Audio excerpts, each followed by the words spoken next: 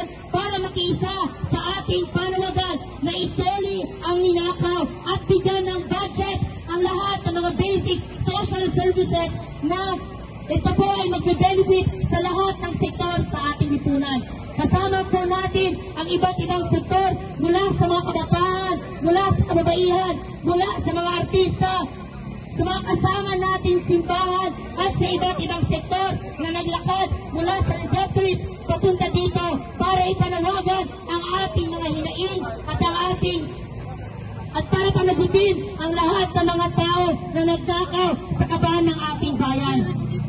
Meron pong 42 billion hanggang 118 billion ang nawala mula noong 2025. Sa 700 billion po na nawala kada taon, 1.9 billion po dito ang nawawala bawat araw. 79 million naman po ang nawawala bawat oras.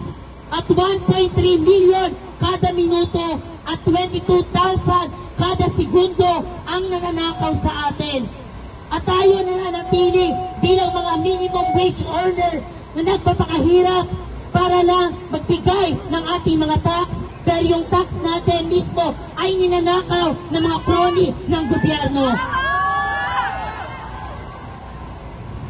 Kaya naman, bawat tayo magsimula ng ating programa, isigaw mulit natin, lahat nagsagot! Dapat managot! Dapat managot! Lahat nagsagot! Serbisyo sa tao! Huwag gawing negosyo! Huwag gawing negosyo! Serbisyo